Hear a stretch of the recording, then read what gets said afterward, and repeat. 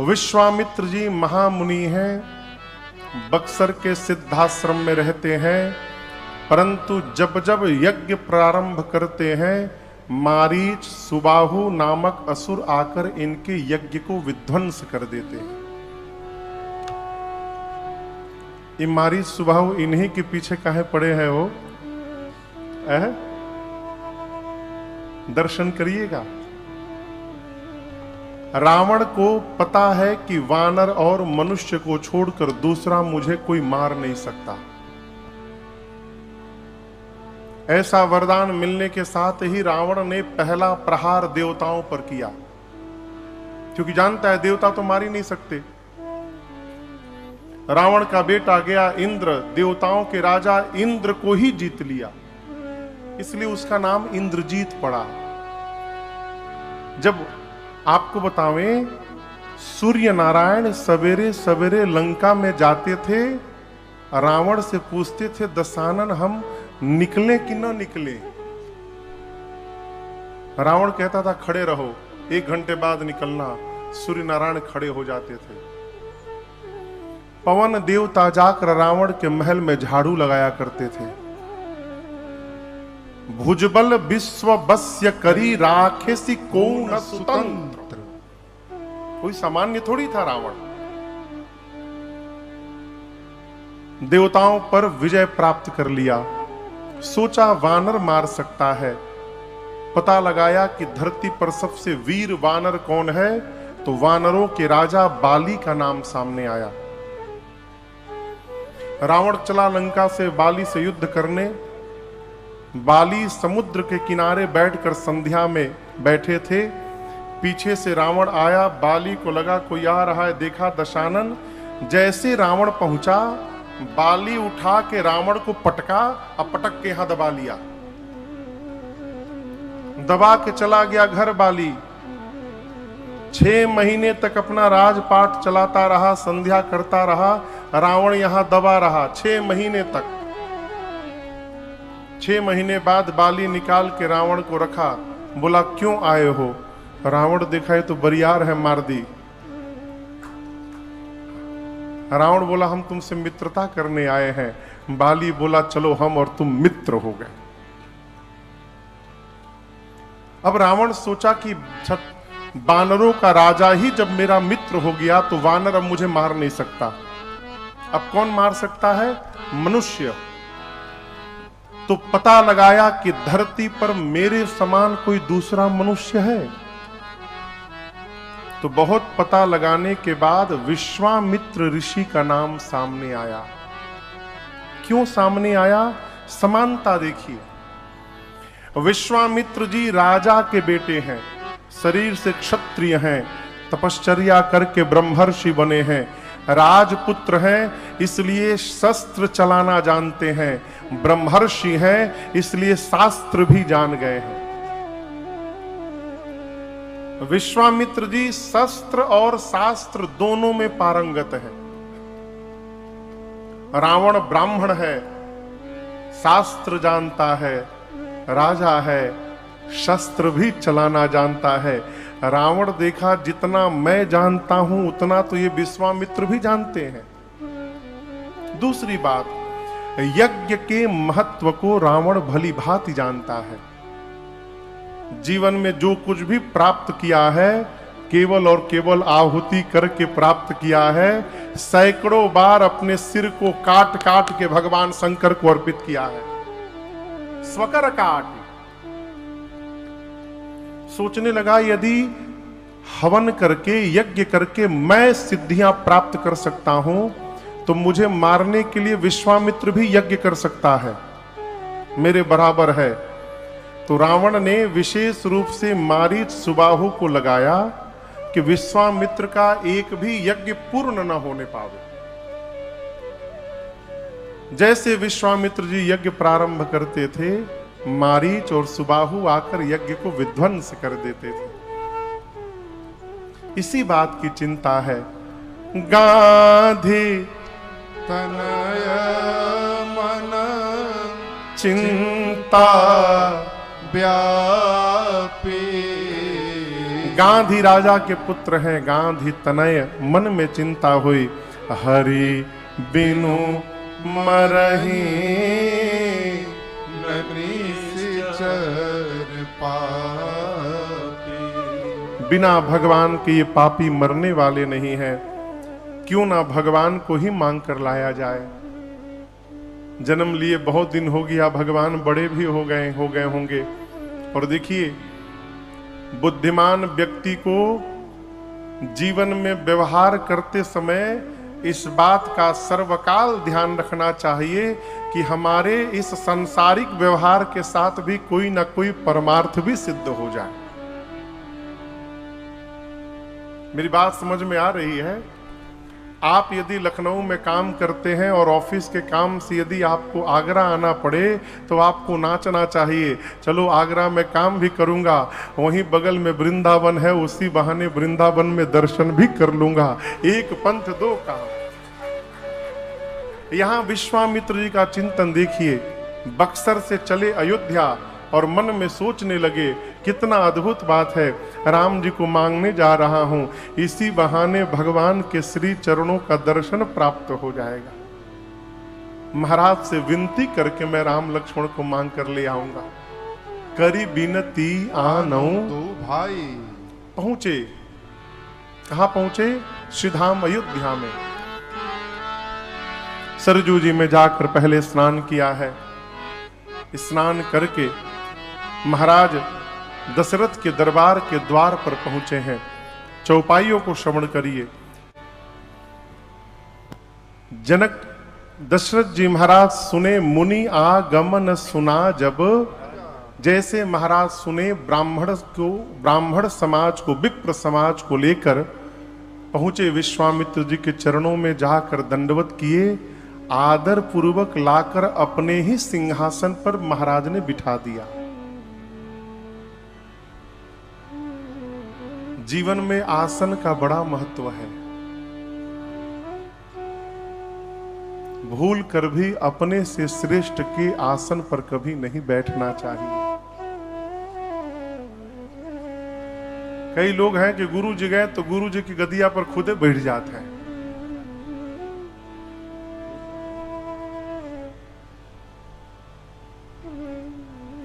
ये पाप नहीं है, ये महापाप है।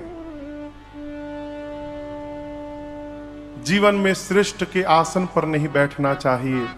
जीवन में श्रेष्ठ के द्वारा बिछाए हुए आसन पर नहीं बैठना चाहिए। हम यदि गए और गुरु जी हमारे लिए आसन बिछाए हैं तो ये मेरा दुर्भाग्य है। श्रेष्ठ इसी में परीक्षण कर लेता है। जो श्रेष्ठ होता है इसी व्यवहार से परीक्षण कर लेता है। यदि हमारे लिए आसन बिछा है तो जाइए, आसन को हाथ से स्पर्श करके प्रणाम करिए, मोड़ के अलग करिए और तब नीचे बैठिए। आसन पर बैठना पाप है, श्रेष्ठ के द्वारा बिछाए गए आसन पर। लेकिन यदि आपके पास कोई श्रेष्ठ आ जाए तो प्रयास करिए कि अपना सर्वस्व उस पर समर्पित कर दें। महाराज दशरथ ने अपने ही सिंहासन पर ले जाकर बिठा दिया। चरणों में बैठे, बैठकर पांव को पखारा, चरण पखारी कीन्ही अति पूजा। अपने सौभाग्य का दर्शन करने लगे कि मेरे से अधिक भाग्यशाली आज दूसरा कोई नहीं है। क्यों भाग्यशाली? बिना किसी रचना के संत भगवान चले आए। देखिए, संत यदि अकारण चले आए हैं तो ये समझिए आप पर अनंत की कृपा हो गई है। क्यों? जब तक बिनु हरि कृपा मिल ही नहीं संता, बिना भगवत कृपा के संत आने वाले नहीं हैं। पांव पूजा, भोजन करवाया।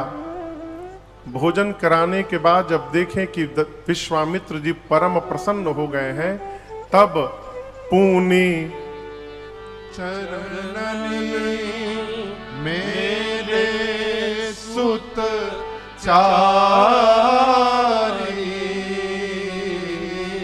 लगे रहिए। पूनी चरणनी मेरे सुत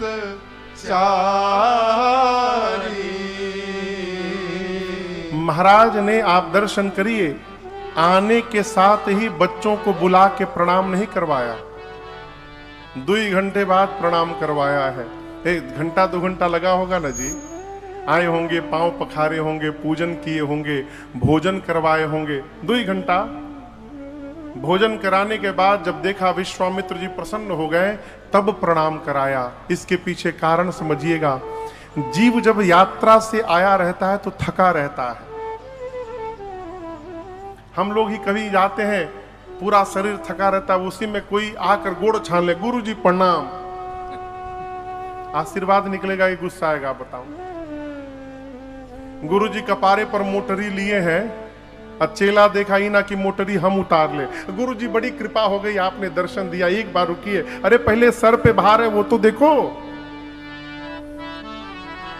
विश्वामित्र जी यात्रा से आए हैं, दशरथ जी सोचे यदि अभी प्रणाम कराऊंगा, ये थके हैं, क्या पता मन से आशीर्वाद दे चाहे ना दे।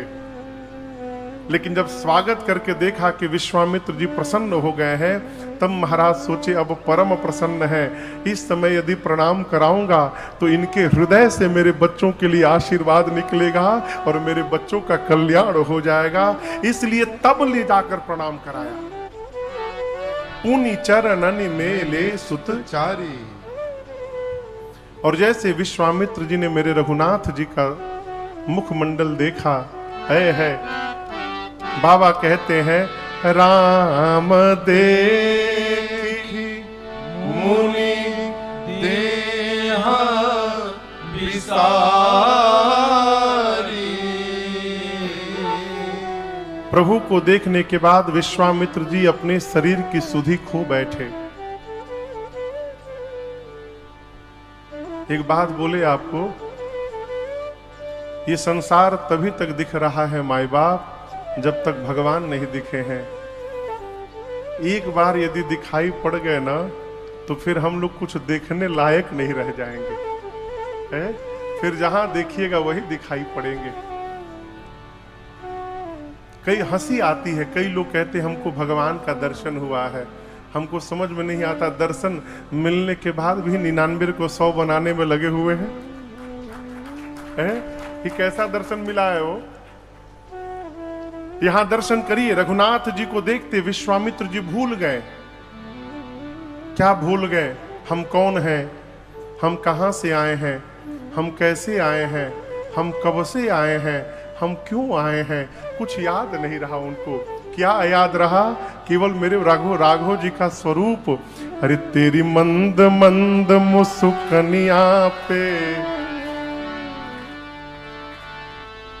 आप लोग को याद है ना? ठीक है, रहने देते हैं, नहीं गाते। विश्वामित्र जी अपने शरीर की सुधि खो बैठे। अच्छा, आपसे एक बात बताऊं, आपके घर के बच्चे को देखकर यदि कोई बाहर का व्यक्ति आनंद में डूब जाए, आप उस व्यक्ति को जानते हो चाहे न जानते हो, जैसे आपको ये पता चलेगा कि ये मेरे बच्चे को देखकर भाव में आ गए, आप उस व्यक्ति पर अपना सर्वस्व न्यौछावर कर देंगे। करेंगे ना? जैसे चक्रवर्ती जी ने, दशरथ जी ने विश्वामित्र जी का भाव रघुनाथ जी के प्रति देखा हो, महाराज गदगद हो गए। बोले मुनिवर आप कारण बताइए आने का, आप कहेंगे नहीं कि मैंने पूरा किया, आप क्यों आए हैं? कहो सो करत न लावऊं बारा, आपने कहा नहीं कि मैंने पूरा किया। विश्वामित्र जी मन में सोचने लगे, मैं यही तो चाह रहा था कि मैं जो कहने वाला हूं आप उसका पूरा कर दें। कहे महाराज, असुरों का समूह मुझे सता रहा है, आप राजा हैं, राजा का प्रथम कर्तव्य है कि राज्य की सीमा के भीतर रहने वाले मुनि, साधु, संत निर्भय होकर भगवान का भजन करें और समाज के, प्रजा के कल्याण के लिए भगवान से प्रार्थना करें। मैं आपके क्षेत्र में हूं लेकिन मैं निर्भय नहीं हो पाया हूं, असुरों का समूह मुझे सता रहा है। और मैं आज आपसे कुछ मांगने आया हूं। विश्वामित्र जी की बात सुने महाराज दशरथ तुरंत अपने सेवक को आदेश दिए, निकालो मेरा धनुष बाण। विश्वामित्र जी बोले, महाराज आप धनुष बाण न निकालिए। दशरथ जी बोले, आपको संशय है क्या कि मैं नहीं मार पाऊंगा? विश्वामित्र जी बोले, संशय नहीं, पूर्ण विश्वास है कि आप मार देंगे, लेकिन आप मत मंगाइए। महाराज बोले, विश्वास है तब क्यों मना कर रहे हैं आप? बोले, महाराज आज मैं मारने वाले को लेने के लिए नहीं आया हूं, आज मैं तारने वाले को लेने के लिए आया हूं, इसलिए आप मत मंगाइए। बोले, मेरे घर में तारने वाला? बोले, है ना। अनुज समेत देहु रघुनाथा निश्चर बध मैं हो बसनाथा अनुज समेत। कहे महाराज आप छोटे भैया के साथ रघुनाथ जी को दीजिए, राम जी जाएंगे निशाचरों का वध करेंगे और आपके राम जी को प्राप्त करके ये अनाथ विश्वामित्र भी सनाथ हो जाएगा, इसलिए आप राम जी के छोटे भैया के साथ मुझे दीजिए। जीवन में कोई भी व्यक्ति तब तक अच्छा लगता है जब तक वो कुछ मांगे नहीं।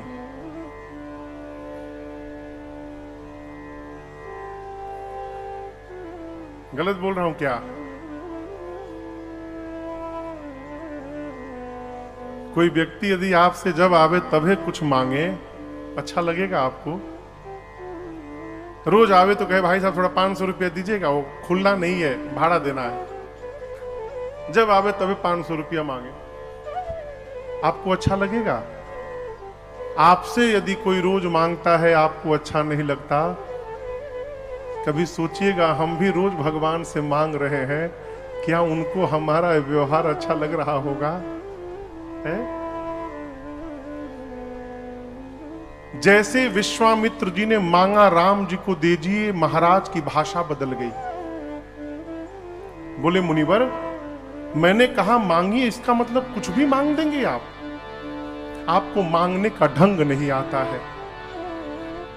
चौथेपन में कैसे कैसे 4 पुत्र मिले हैं मैं जानता हूं, और आप राम को मांगने चले आए।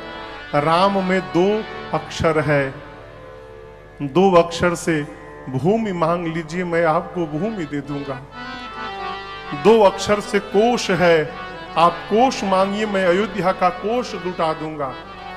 2 अक्षर से गौ है, आप गौ मांगिए, मैं गौ दे दूंगा।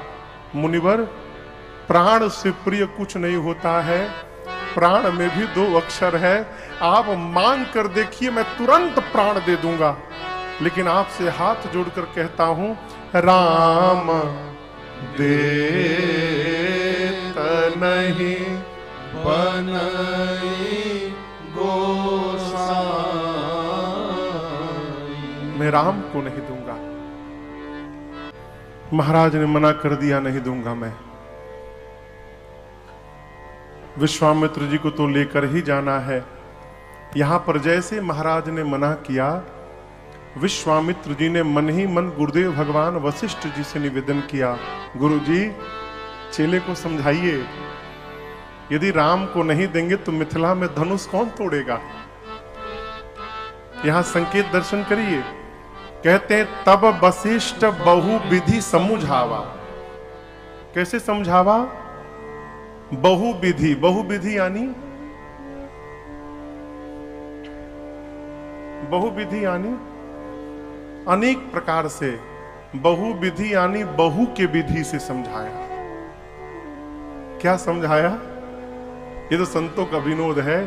कहते हैं महाराज मैंने राम की कुंडली देखी है, जब तक ये किसी मुनि के साथ अयोध्या से बाहर नहीं निकलेंगे, आपके घर में बहू आने वाली नहीं है।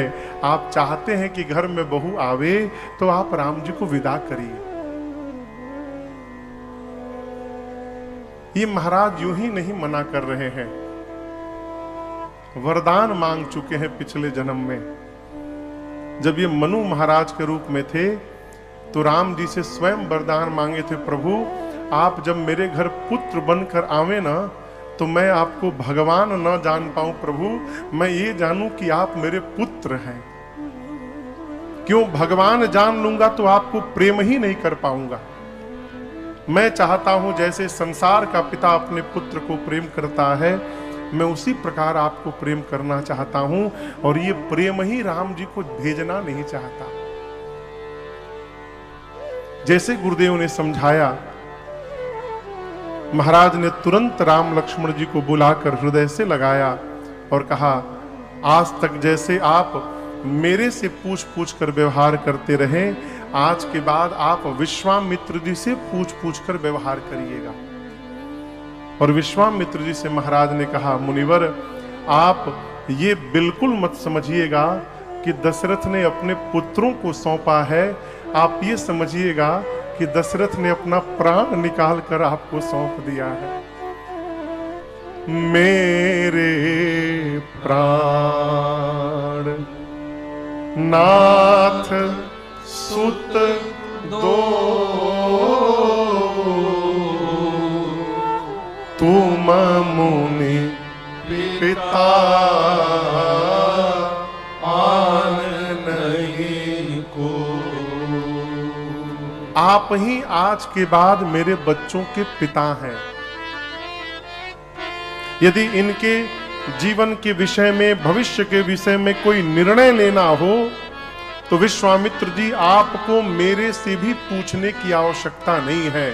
तुम मुनि पिता, आप पिता हैं, जो उचित लगे वो निर्णय लीजिएगा। अगर दशरथ जी महाराज इस समय ये बात नहीं कहे होते तो विश्वामित्र जी मिथिला में राम जी से धनुष न तुड़वाते। कहते, राम पहले बाबूजी से पूछिए तोड़े कि न तोड़े। ऐसी स्थिति न उत्पन्न हो जाए, इसलिए विश्वामित्र जी को महाराज ने पहले ही सौंप दिया। तुम मुनि पिता। पिताजी को प्रणाम किए राम लक्ष्मण जी, अरण्यवास में माताओं को प्रणाम किए। प्रणाम करके विश्वामित्र जी के साथ चले। चलते चलते बक्सर के निकट ताटक वन आया, जहां ताड़का राक्षसी रहती थी। ताड़का को यह पता है कि विश्वामित्र किसी को लाने गए हैं जो हम लोगों का वध करने वाला है। पहले से ताक में बैठी थी। इधर विश्वामित्र जी, राम लक्ष्मण जी आपस में सत्संग करते, वार्ता करते आ रहे हैं। कान में आवाज पड़ी, किसके? ताड़का के। गोस्वामी जी कहते हैं, सुनी ताड़का क्रोध करी धाई। क्रोध करके ताड़का दौड़ी। जैसे ताड़का दिखाई पड़ी, लक्ष्मण जी निकाले बाण। भगवान ने समझाया अबला है। विश्वामित्र जी बोले, अबला नहीं, सबसे बड़ी यही बला है, अबला नहीं है, मारिए इसको। एक बाण में प्रभु ने ताड़का को समाप्त किया। ताड़का का तेज भगवान के पद में प्रवेश कर गया। देखिए, शबरी मैया ने जब अपने आप को राम जी के आगे योग अग्नि में जलाकर भस्म किया तो शबरी मैया का भी तेज भगवान के पांव में समाहित हुआ, दाहिने पांव में। रावण का तेज भगवान के मुख में समाहित हुआ। जहां पर शबरी मैया को गति प्राप्त हुई, वहीं पर ताड़का का भी तेज समाहित हुआ। ता दीन जान तेहि निज पद दीन्हा। निज पद यानी अपना पद नहीं, वो तो मिलेगा ही मिलेगा। निज पद दीन्हा यानी उसका तेज भगवान के दाहिने पांव में समाहित हुआ। जैसे विश्वामित्र जी ने यह दृश्य देखा कि शबरी का तेज राम जी के पांव में समाहित हुआ, समझ गए कि भगवान है। अब तक 100% विश्वास नहीं था, 50-50। भगवान, कल आपको सुनाया ना, भगवान चमत्कार नहीं करते हैं। और देखिए, क्षमा करिएगा, चमत्कार के तरफ जीव सहज ही आकर्षित हो जाता है। मैं बहुत छोटा था तो घर में मेरे एक महात्मा जी आए थे, सिद्धियां थी उनके पास, मेरी आंखों के सामने की बात है। मैं स्कूल से पढ़ के आया था, घर में देखा भीड़ लगी है, मैं भी जाके प्रणाम करके बैठ गया। हाथ ऐसे ऊपर करते थे सरकार, ऐसे हवा में ऐसे ऐसे करते थे, शू खोलते थे काजू, फिर ऐसे ऐसे करते थे छुहाड़ा, ऐसे घुमाते थे परफ्यूम। हमने कहां से खींच रहे हैं भाई? ये क्या है? सिद्धियां हैं, ये चमत्कार है। एक बात याद रखिएगा, जो वास्तव में भक्त होगा वो चमत्कार नहीं दिखाएगा, वो भगवान के प्रताप को दिखाएगा, वो भगवान की शरणागति दिखाएगा। भगवान सहज व्यवहार में थे। विश्वामित्र जी को लेकर जाते समय मन में भाव आया, ये भगवान भी है क्या? कहीं मैं किसी बालक को तो पकड़ के नहीं ले जा रहा हूं। लेकिन जैसे देखा कि भगवान के पांव में शबरी का तेज प्रवेश कर गया, गोस्वामी जी कहते हैं, तबरे से निज नाथ ही जिय चीन्ही। चिन्ही यानी पहचाना, भोजपुरी शब्द है, चिन्हनी। यहां पर भगवान को पहचान कर विश्वामित्र जी ने राम लक्ष्मण जी को 2 विद्या दी, बला और अति बला। इन दोनों विद्याओं से न भूख लगेगी न प्यास, शरीर में अतुलित बल तेज सर्वकाल संपन्न रहेगा। जितने आयुध थे, हथियार, राम जी को समर्पित करके आश्रम में ले आए। कंद मूल फूल फल भोजन रात्रि विश्राम, प्रातः काल भया। राम जी बोले, गुरुदेव आप कह रहे थे यज्ञ की रक्षा करनी है। विश्वामित्र जी बोले, राम आप ही को पाने के लिए यज्ञ करना था। जब आप स्वयं चल के चले आए मेरे आश्रम में, तो अब क्या पाना है कि यज्ञ करे? अब कोई यज्ञ नहीं करना। राम जी बोले, हम जिस लिए आए हैं वो तो करना है। जब तक आप यज्ञ नहीं प्रारंभ करेंगे तब तक वो निशाचर आएंगे नहीं। आप निर्भय होकर यज्ञ करिए। निर्भय यज्ञ करहु तुम जाई। दोनों भैया हाथ में धनुष बाण लेके पहरे में खड़े हो गए। मारीच सुबाहु निशाचरी सेना लेकर दौड़े यज्ञ विध्वंस करने। मारीच को भगवान ने देखा तो मन में सोचे, आज मार दूंगा तो आगे सोने का हिरण कौन बनेगा। अस्तु बाण से आगे का फर निकाल दिया, नुकीला भाग, और बिना फर का बाण भगवान ने मारा। मारीच 100 जोजन दूर जाकर समुद्र के किनारे गिरा। 7 जोजन गा सागर वारा। पीछे लक्ष्मण भैया थे। लक्ष्मण जी निशाचरों को समाप्त करते उससे पहले सुबाहु को भगवान ने अग्नि बाण से जलाकर भस्म कर दिया। लक्ष्मण भैया एक बाण चलाए, जितने निशाचर थे सबको लक्ष्मण जी ने समाप्त कर दिया। देवता भगवान पर पुष्प की वर्षा करके जय जयकार करने लगे। बोलिए रामचंद्र भगवान की। आप लोग इतना जोर से बोले मेरा कान फटते फटते बचा। इतनी जोर से जयकारा नहीं बोलते, धीरे से बोलिए। बोलिए रामचंद्र भगवान की जय। ये ठीक रहा। यहां पर विश्वामित्र जी के आश्रम में राम जी कुछ दिन रुकते हैं। एक दिन समय जानकर विश्वामित्र जी ने राम जी से कहा, राम आपको यज्ञ रक्षा कराने के लिए मैं मांग कर लाया था। एक यज्ञ की रक्षा तो राम जी आपने कर दी, लेकिन आपसे कहूं एक दूसरा यज्ञ मिथिला में प्रारंभ होने वाला है, धनुष यज्ञ। विश्वामित्र जी ये नहीं बोले कि आपको उसमें भाग लेना है। क्या कहा? चरित एक प्रभु देखिए जाई। धनुष यज्ञ हो रहा है, क्यों ना चलकर हम लोग भी उस धनुष यज्ञ का दर्शन कर ले। विश्वामित्र जी कहते हैं, राम जी मेरा यज्ञ पूर्ण नहीं हो रहा था और मेरा अपने जीवन का अनुभव कह रहा है कि आप आए तो विश्वामित्र जी के जीवन का यज्ञ पूर्ण हो गया। मेरा विश्वास कहता है जिस प्रकार आपके आने से मेरा यज्ञ पूरा हो गया, उसी प्रकार जैसे आप मिथिला चलेंगे जनक जी का भी यज्ञ आपके जाने से पूर्ण हो जाएगा। आप चलेंगे ना मिथिला? राम जी बोले, जो आज्ञा गुरु जी। चल पड़े। धनुष यज्ञ सुनी रघुकुल नाथा, हर्ष चले मुनिवर के साथ। चलते चलते रास्ते में एक आश्रम दिखाई पड़ा। ऋषि आश्रम सी कोई पुण्य थली, पर आज लगे उजड़ी उजड़ी। नर नारी नहीं पशु पक्षी हुना, सुनसान दशा बिगड़ी।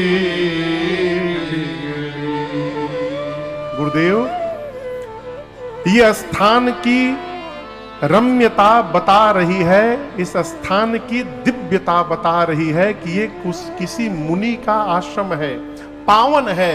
लेकिन गुरु मन भावन क्यों नहीं है? आप समझिएगा, पावन होना अलग पक्ष है और मन भावन होना बिल्कुल अलग पक्ष है।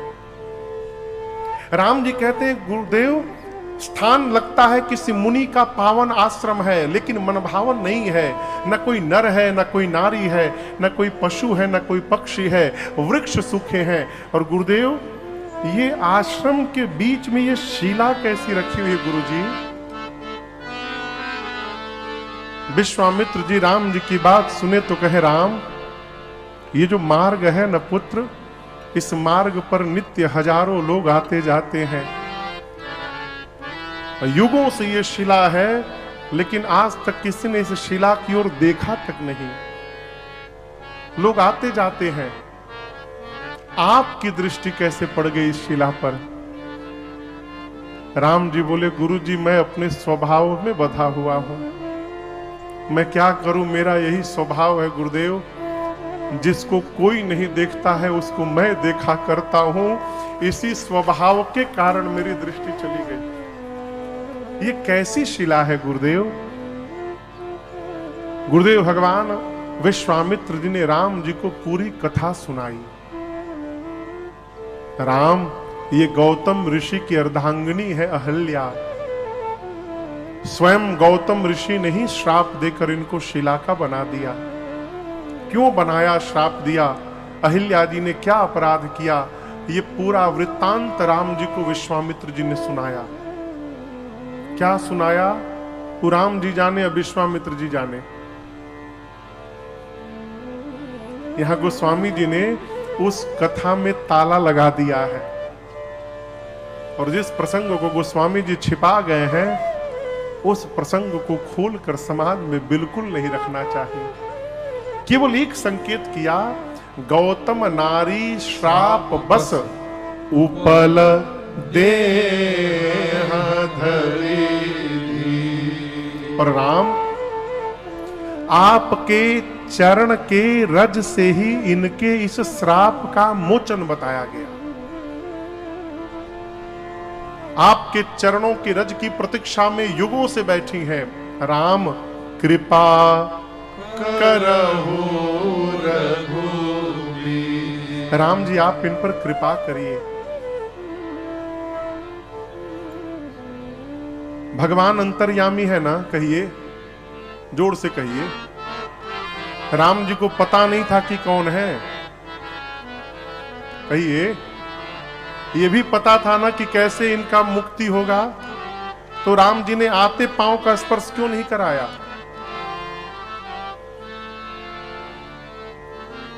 राम जी का स्वभाव है संतों को महिमा देने का, संतों का महत्व देने का, संतों को बड़ाई देने का। राम जी नियम बना के बैठे हैं, जब तक कोई संत कृपा करने के लिए नहीं कहेंगे तब तक मैं अपनी ओर से कृपा करने वाला नहीं हूं, जिससे संतों का समाज में महिमा बढ़े। आप यदि चाहते हैं कि हमारे पर भी रघुनाथ जी की कृपा हो जाए तो भगवान के किसी संत की शरण में जाकर बैठिए। संत जब ठाकुर जी से आग्रह करेंगे तो भगवान की कृपा की वर्षा हो जाएगी आपके ऊपर। विश्वामित्र जी ने कहा कृपा करहु रघुबीर। जैसे विश्वामित्र जी ने कहा, भगवान ने तुरंत चरण रज का स्पर्श कराया। याद रखिए, चरण का स्पर्श नहीं कराया, चरण रज का स्पर्श कराया। यहां गोस्वामी जी कहते हैं पर सत पद पावन। परसना, भगवान ने पांव परोस दिया। परोसना कहते हैं ऊपर से देने को।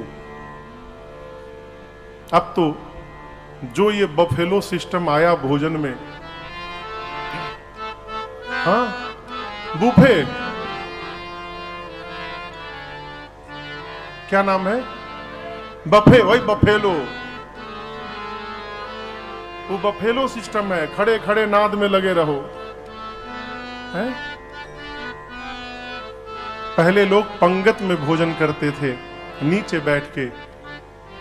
भोजन चलाने वाले पूछते थे, हम आपको रोटी परोसे, हम आपको दाल परोसे। परोसना मतलब इस प्रकार से दिया जाए कि सामान पड़ भी जाए और पात्र का आपस में स्पर्श ना हो। ऊपर से देने की विधि का नाम है परोसना। यहां राम जी चरण रज पांव रखे नहीं, भगवान ने पांव परोस दिया, अर्थात पादुका से निकाल कर पांव को थोड़ा जमीन में रगड़े। भगवान तो पादुका पहने थे, नंगे पांव वन में गए हैं। अयोध्या से मिथिला गए तो पादुका पहन के गए। पादुका पहने तो रज तो लगा नहीं, इनको चरण रज चाहिए। भगवान ने पादुका से पांव निकाल कर पहले मिट्टी में रगड़ा, पांव को ऊपर ले गए, धीरे से पांव झटकारा, वो चरण रज झर के अहिल्या जी के ऊपर गिरा। और जैसे चरण रज गिरा, अहिल्या जी वही चैतन्य होके खड़ी हो गई, जग गई हो अहिल्या जी। हाथ जोड़ लिया। तुलसीदास जी कहते हैं हमसे और आपसे कि आंख उठाकर ढूंढिए और बताइए संसार में ऐसा कौन आपके साथ लगा है जो बिना किसी कारण के ही आप पर कृपा करे। कारण कृपा करने वाला, देखिए संसार में कुछ भी अकारण नहीं है। कारज ते कारण कठिन, अयोध्या कांड। किसी भी कार्य के पीछे कोई ना कोई कारण अवश्य है। संसार में यदि कुछ अकारण है तो अकारण केवल मेरे रघुनाथ जी की करुणा है और उनकी कृपा है। इसके अलावा कुछ भी अकारण होने वाला नहीं है। गोस्वामी जी कहते हैं कि जो भगवान बिना कारण के ही कृपा करते हैं, ऐसे भगवान को छोड़ के तू संसार में जंजाल में फंसा है। तुलसीदास सठ, अपने को सठ कहा गोस्वामी जी ने। हमनी के मानस मार्तंड, आप दर्शन करिए, गोस्वामी जी अपने को सठ बोल रहे हैं, हनुमान जी अपने को अधम बोल रहे हैं और राजन अपने को संत बोल रहा है। मेरे से बड़ा धोखा देने वाला कौन मिलेगा आपको। गोस्वामी जी सठ बोले, तुलसीदास सठ, ते ही भजू छाड़े कपट जंजाल। संसार के जंजाल में रहते हुए यदि बचना चाहते हैं तो मन से भगवान की शरण में रहिए। कल रात को कहीं बैठे थे हम लोग, बाबूजी बड़े आध्यात्मिक पुरुष थे, लंबी चर्चा भई। कहने लगे महाराज जी, गीता में भगवान कृष्ण ने पहले बहुत कुछ बोला, कर्म करो, ज्ञान वैराग्य खूब वर्णन किया और अंत में कहा कि मेरी शरण में आ जाओ सब कुछ छोड़ के। तो जब सब कुछ छोड़ के उनकी शरण में ही जाना है, उनके ही भरोसे होना है, तो ये पहले कर्म का इतना ज्ञान क्यों दिया कि कर्म करो, ये करो, वो करो। हमने कहा बाबूजी हम गीता तो पढ़े नहीं है, सही हम एक बार भी नहीं पढ़े, अभी मानस जी को ही नहीं पढ़ पाया हूं ठीक से, दूसरे ग्रंथ में जाने का अवसर ही नहीं मिल रहा है? हमने कहा बाबूजी वो जो कन्हैया कह रहे हैं कि अंत में कि मामे कम शरणम भ्रज, सब कुछ छोड़ के मेरी शरण में आ जा, तो उस मन स्थिति तक पहुंचने के लिए उन्होंने पहले जो कर्म बताए हैं उस कर्म का जीवन में अनुसरण करना पड़ेगा। यह शरणागति कहने का विषय नहीं है, यह शरणागति रहने का विषय है। वैसी हमारी मन स्थिति तैयार हो जाए, उसके लिए उतने साधन करने पड़ेंगे।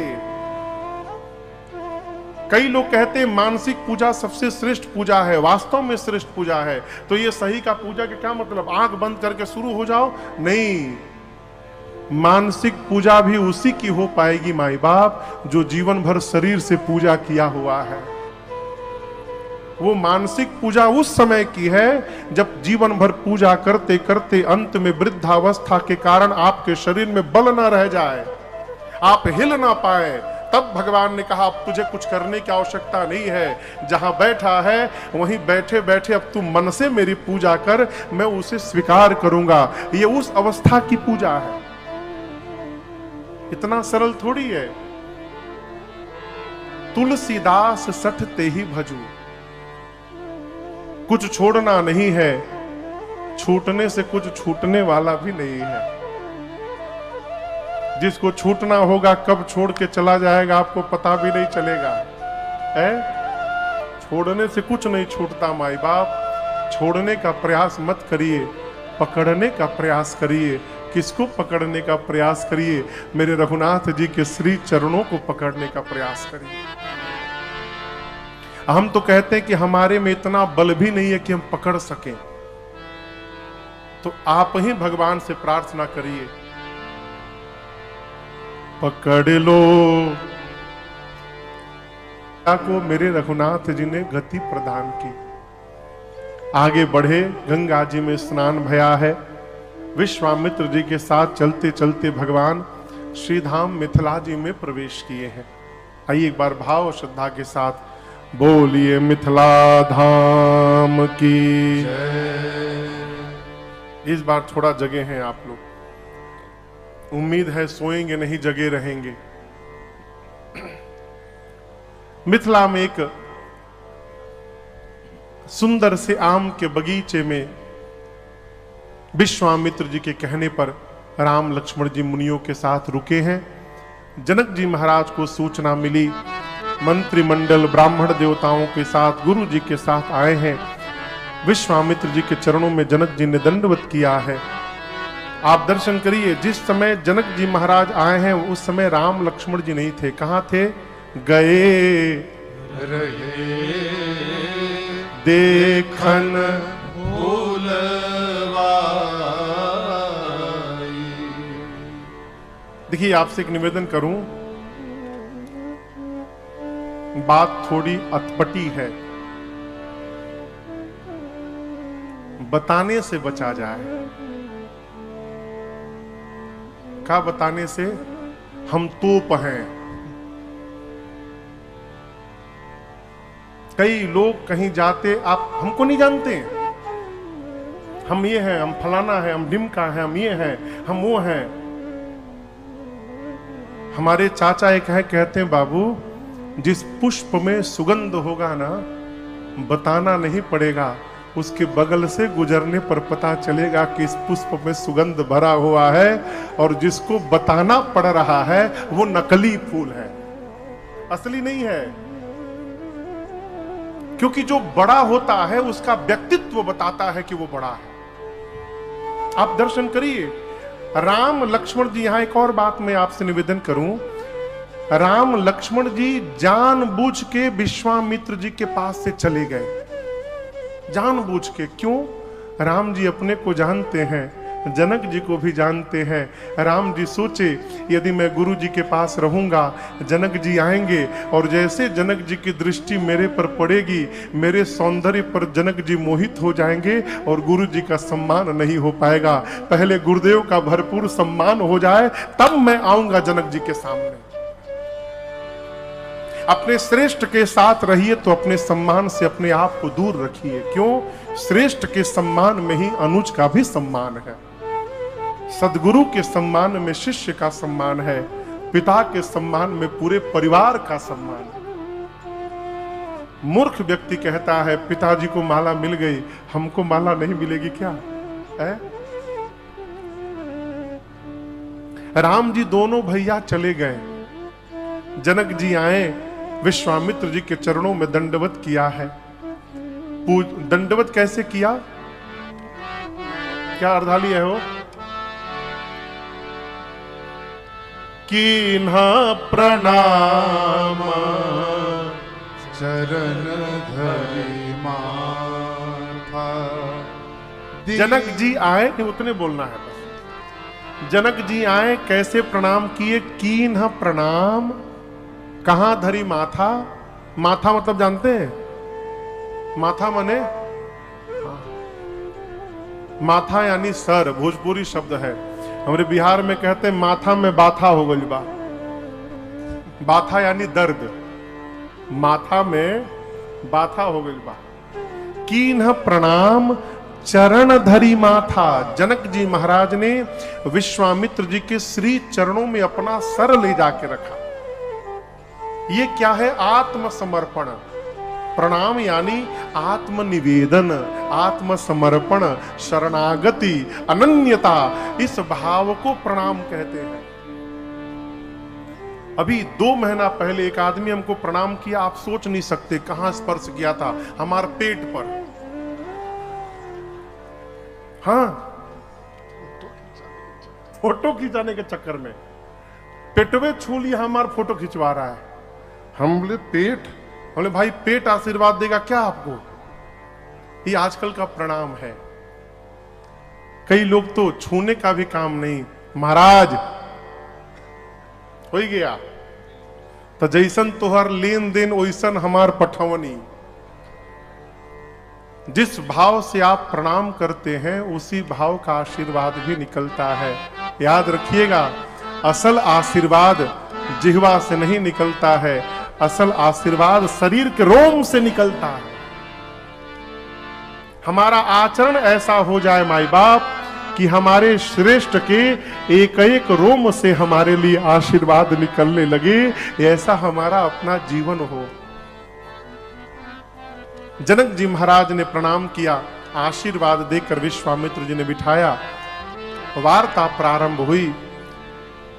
तेहि अवसर आए दो भाई, तेहि अवसर आए दो भाई, गए रहे देखन भूलवाई।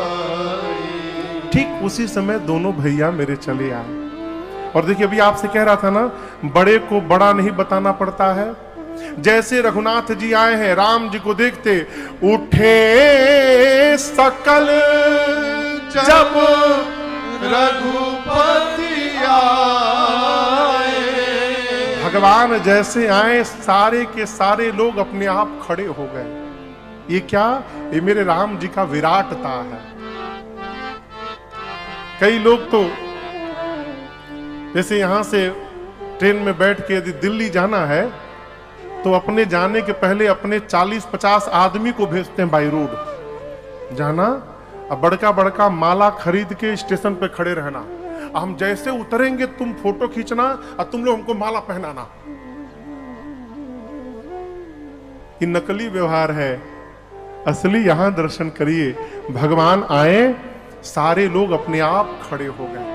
मेरे रघुनाथ जी का अलौकिक स्वरूप ऐसा है, ऐसा व्यक्तित्व है, हो सब खड़े हो गए।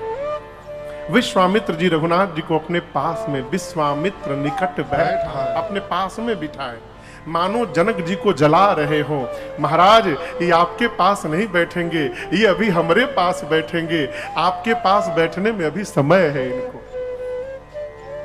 जनक जी महाराज रघुनाथ जी को देखे,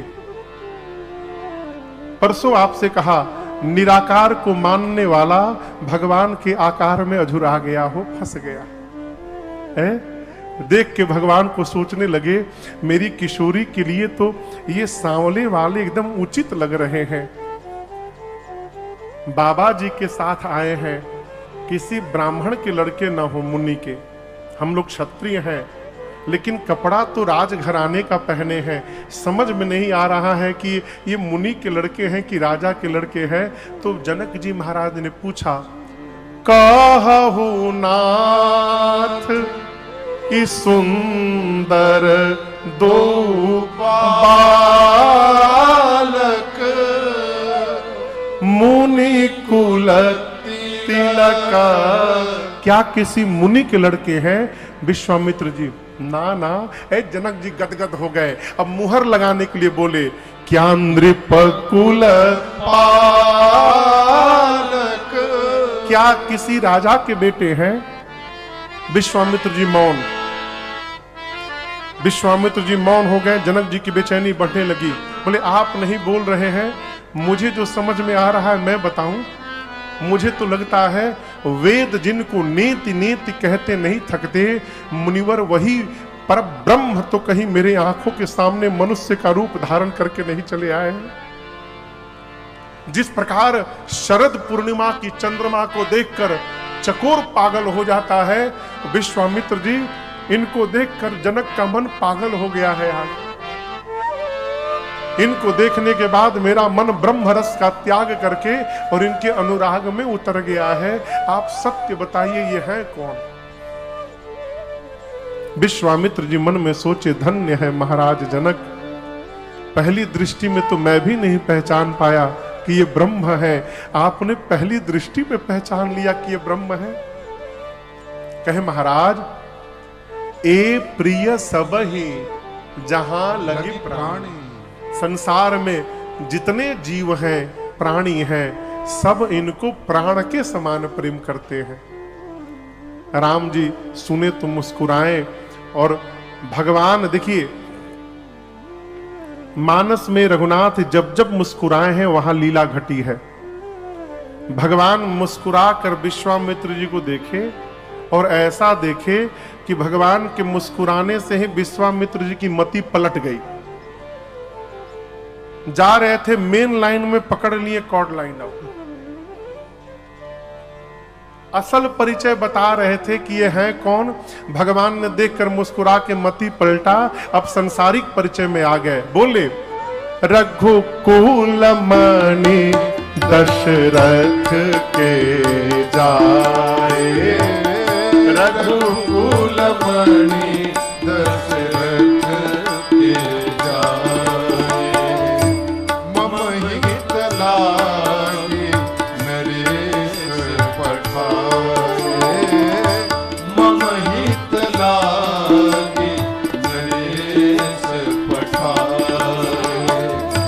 सुंदर श्यामा गौर दो भ्राता, सुंदर श्यामा गौर दो भ्राता, आनंद होंगे आनंद दाता, आनंद होंगे आनंद दाता, आनंद होंगे आनंद दाता। कहा, रघुकुल के मणि चक्रवर्ती सम्राट महाराज दशरथ के पुत्र राम लक्ष्मण हैं। महाराज ने दोनों भाइयों को मेरे यज्ञ की रक्षा के लिए भेजा था। राम जी ने, जनक जी, यज्ञ रक्षा में घोर निशाचरों का वध किया है और मेरे साथ यहां धनुष यज्ञ देखने आए हैं। जनक जी सोचे, चक्रवर्ती राजा के बेटे क्या आम के बगीचे में रहेंगे? जिस प्रकार का अतिथि आता है ना, उसी प्रकार की उसकी व्यवस्था भी करनी चाहिए। एक ही मंत्र से सभी देवताओं की पूजा नहीं होती है। जिस प्रकार के देवता होते हैं उस प्रकार का उनका मंत्र होता है। अस्तु, जनक जी महाराज ने राम लक्ष्मण विश्वामित्र जी को आम के बगीचे से ले जाकर और मिथिला के सबसे सुंदर भवन में स्थान दिया। दोपहर में भोजन, रात्रि के पहले संध्या बेला में राम जी लक्ष्मण जी विश्वामित्र जी से अनुमति मांगकर नगर दर्शन में निकले हैं और नगर दर्शन में जाकर भगवान ने पूरे मिथिला वासियों के नेत्र को धन्य किया है। नगर दर्शन में भगवान क्यों गए जानते हैं?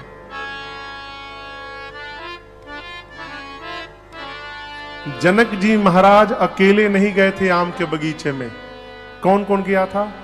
संग सचिव सुचि भूरि भट्ट भूसुर बर गुरु ज्ञान। साथ में सचिव थे, श्रेष्ठ बिरदावली गाने वाले भट्ट थे, भाट ब्राह्मण देवता थे, गुरुदेव भगवान उनके सतानंद जी थे।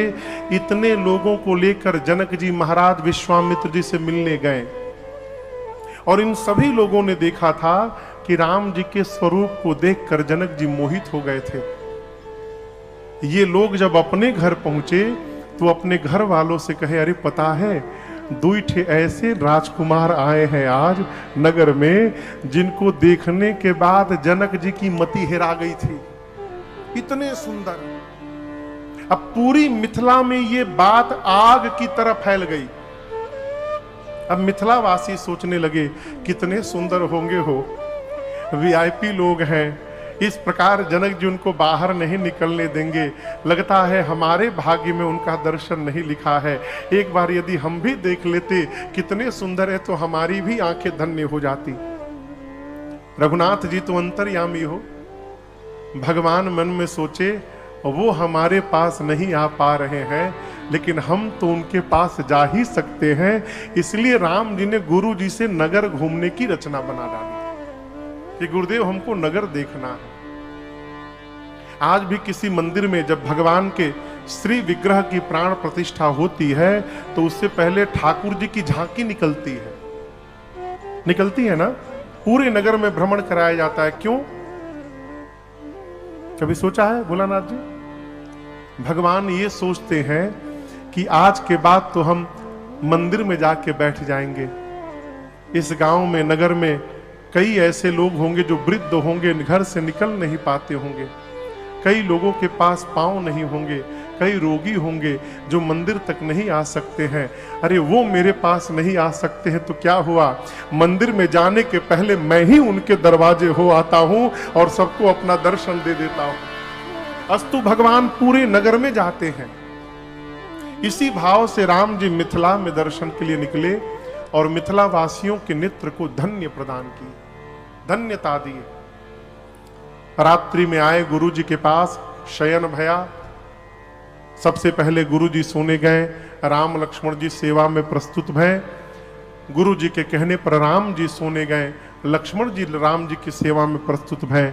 थोड़ी देर बाद राम जी ने लक्ष्मण जी को सोने के लिए कहा। प्रातःकाल सबसे पहले लक्ष्मण भैया जगे, फिर राम जी जगे, फिर गुरुदेव जगे। प्रातः क्रिया से निवृत्त होने के बाद गुरु जी पूजन करेंगे तो पुष्प दल की आवश्यकता होगी। अस्तु राम जी गुरु जी से अनुमति मांगकर स्वयं पुष्प दल लेने के लिए चले। कहां? भू मांगत भीखा जुगल दर्शन की, अरे जन राजेश भिखारी भोजन गौरी। प्रातः स्मरणीय पूज्य साकेतवासी स्वामी श्री राजेश्वरानंद जी महाराज की पंक्तियां थी। मैया आई, सखियों के साथ पहले सरोवर में स्नान की, स्नान के बाद पार्वती जी की पूजा करने गई। अनुराग के साथ सीता जी ने मैया का पूजन किया और पूजन करके अपने लिए एक सुंदर वर की याचना की। निज अनुरूप सुभग वर मांगा। अब यहां दर्शन करिए, मां के साथ उनकी 8 सखियां हैं। 8 में से एक चतुर सखी, चतुर क्यों बोल रहा हूं, आई है पूजा करने और पूजा छोड़ के बगीचा घूमने चली गई। आपके साथ कोई व्यक्ति आया हो, रास्ते में खूब आपको पढ़ावे, ऐसी कथा वैसी कथा, ये सुनना वो सुनना, आपको बिठा के धीरे से खसक के बाहर जाके समोसा खा रहा हो। आई है पूजा करने, पूजा छोड़ के बगीचा घूमने चली गई और बगीचा घूमते घूमते उस सखी ने राम लक्ष्मण जी को पुष्प दल लेते देख लिया। बावली हो गई हो, है? अचानक भगवान दिखाई पड़ जाएंगे ना तो पागल तो हो ही जाना। और हमारे एक चाचा थे, अब तो नहीं रहे, कहते थे बाबू जब तक पागल नहीं हो जाओगे इसका मतलब तुमने देखा ही नहीं है। पागल कौन? जो भगवान को पाकर और उन्हीं में गल गया है वही पागल है। पा करके विलीन हो गया, बावली हो गई, मुख से हंस रही है, आंख से रो रही है। पागल ही ना ऐसा करेगा। शरीर के रोंगटे खड़े हैं, पांव सीधे नहीं पड़ रहे, टेढ़े मेढ़े, हंस रही है, आंख से झरझर आंसू निकल रहे हैं। सखियों ने कहा, अरे तुम्हारी ये दशा क्या देख लिया, तुम्हारी ये दशा कैसे हो गई? वो सखी कहती है, क्या बताऊं तुमको, अरे ये कैसे हो गया तुम्हारा ये हाल? कहती है, कुछ कर दिया है शायद, कुछ कर दिया है शायद। किसने रे? उस दृग विशाल ने कुछ कर दिया है शायद, कुछ कर दिया है शायद उस दृग विशाल ने मन को फंसा लिया